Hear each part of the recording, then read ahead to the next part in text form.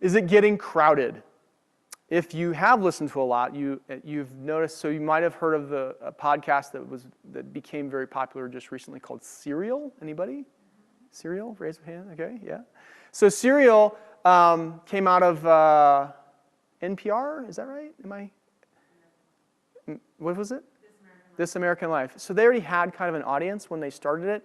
And my wife doesn't listen to podcasts a lot, but she listened to that one and she was hooked. And so it really opened a lot of people's eyes over the last year to podcasting. And so now we've actually seen some more famous folks like Tim Ferriss, who's the wine guy, Vaynerchuk, Gary Vaynerchuk, have you heard about that? So he's now podcasting. So now we're starting to get some bigger names in the space.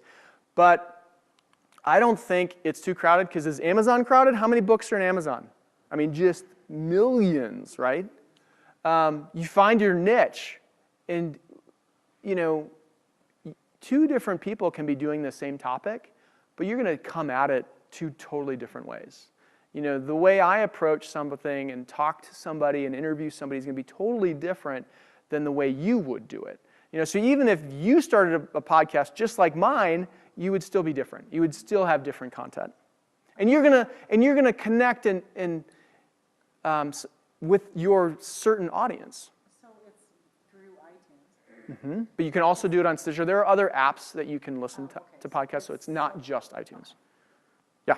You mentioned Amazon. Are you going to write a book? I am 75% through with the writing of the book. It is. I was messaging with my editor today. She's not even started, so I assigned myself a 30-day challenge at the beginning of February to finish it, because I started this a long time ago, and I was like, all right, it's time for me to finish the book, and it's going to be all about how to start a small business. So yes, thanks for asking that. Be different. You just got to be you. You got to be unique.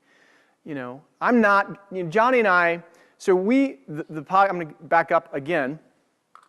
When I started this thing, I started a solo deal. I didn't tell that story. I'm going to tell that story real quick. I started this, and it was called Cultivating Small Business with Nick May. Very kind of just flat. And I had a different co-host every time. I knew I didn't want to do it completely alone, but I didn't know that I should have somebody with me all the time. So I had a different co-host every time. And Johnny had come on the show a couple of times, and not anybody I had on the show, him and I just hit it off. I mean, him and I knew each other. We talked about this stuff every day. And so I finally just said, John, can you just do this with me? It's so much fun when you come on the show. And so he did. And then shortly after that, we decided to rebrand. And so one night we were talking, and I don't know where the idea for Small Business Naked came, but I don't know. I know there wasn't alcohol involved because John doesn't drink, so I don't know. But we decided that is a kind of a catchy. It kind of stands out. People are like, they remember it, And Sit behind a desk naked. Sorry. Sit behind the desk naked when you enter. Well, do you see the picture? That's the logo is a guy. Oh yeah, the guy. Yeah, our iTunes picture is a guy naked. I don't know. Yeah, it's on your website. Yeah, it's on the website. When we first started, I had a gal, and Johnny really liked the gal, who had a towel in front of her. And we had that for the first probably 3-4 months, and I decided, I'm probably turning off too many people, and so we went with the guy who's sitting at a desk by an Apple computer, and he has no shirt on, and he's like, hey, what's up? So, but we do know that we're not for everybody. We cuss, and that's going to offend some people. And we're okay with that. But we're just trying to be who we are and just do our deal. And you're not gonna please everybody. But the people that you do please, you're gonna please them the most because they know you're being true to who you are. And so be different, be unique. You don't make friends with everybody. That's true. No, you don't. Any type of TV show. No. Mm-mm. Yeah, you can try and be for everybody, but then most of the time, then you're for nobody, So now this was actually the time I had for questions. So what questions do you guys have for me? And anything is fair game. I am willing to answer questions all across the board. So how do you find most of your interviewers? The people that you're going to interview? they now approaching you because you're getting traction? Not yet. We're not to that point where folks are. I've had a couple people ask me, and to be honest, most of the people that approach me, I haven't been interested in interviewing. So we look for businesses that have a couple of components when we interview. One, we really do look for mostly brick and mortar. And I will say, even though I'm going to give you kind of the criteria of what we look for, we will lax those criteria on one or two things, but they've got to have the majority of the components. So typically a brick and mortar business has employees, has been in business for a while, and has had some level of success. Now, that doesn't mean they've done $30 million in a year, but they need to be, somebody that you would look and go, oh, they're making it happen, So those are kind of the loose things that we look for first off. We did have Timbo Reed on the show. I had obviously a strong connection with him, and he was the reason why we started the show. He doesn't have employees. He has been super successful though, however, and so we made an exception for him. Now we do have, in our What's Up episode, we do some interviews with industry experts. So like the show that just went live today, we interviewed a guy who has an accounting, CFO, and bookkeeping company out of California, and he does stuff across the country. And so we had him come on the show, and we talked to him about taxes and preparing for next year. And I learned some stuff from that guy. I mean, I've been in business for 16 years, and I learned some stuff. And so we keep it pretty short when we do those. But then Johnny and I we talked for another 20 minutes after he was done. And so it still is mostly him and I chatting about that topic. Okay. So to answer the question about how do I find them, I'm always looking for folks. I've reached out to lots of people on Shark Tank.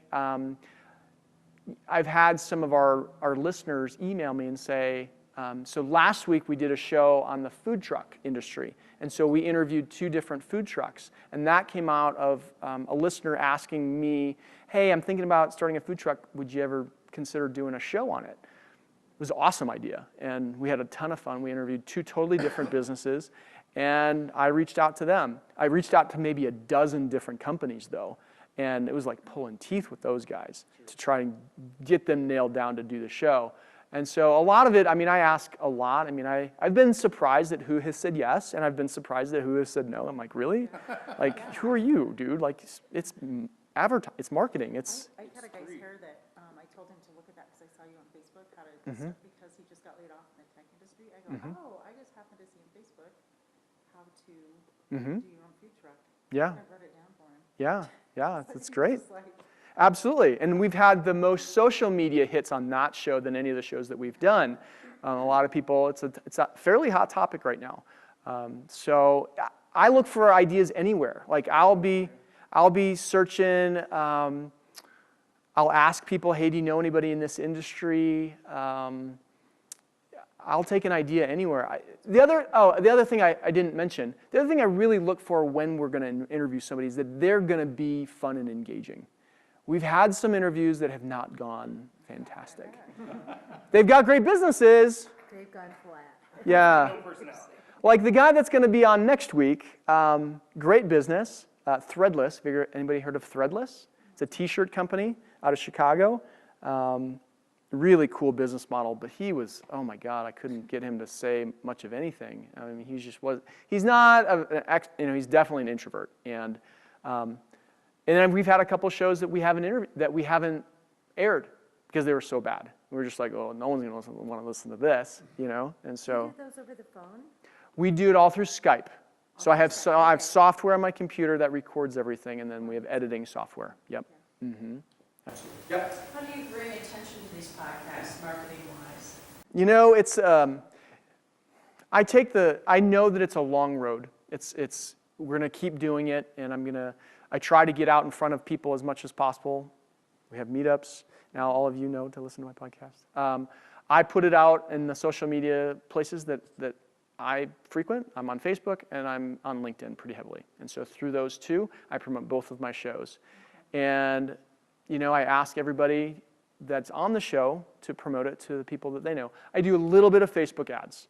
And I've gotten, I've gotten a ton more followers on Facebook. I don't know if that's translating into listeners or not, to be honest. I don't know. I try to do little things. Yeah, I mean, it's definitely, the food truck thing, I got a lot of likes, and people were very interested in sharing it, and actually got a lot of Twitter. I do a little bit of Twitter, not very much, but I did notice that in the food truck industry, a lot of those guys were sharing it on Twitter, so we got a lot of shares on Twitter for the first time. A stream where you can collect suggestions of what people like to hear you. We have a contact us form on the website, and so that's typically how I get those suggestions from folks. And then you follow up and say, hey, we're doing one on something you suggested? Yes.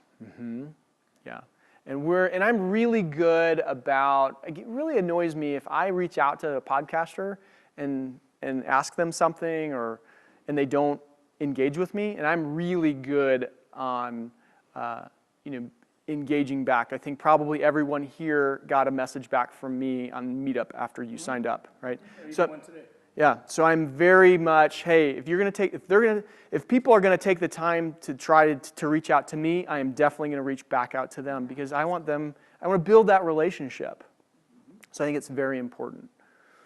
So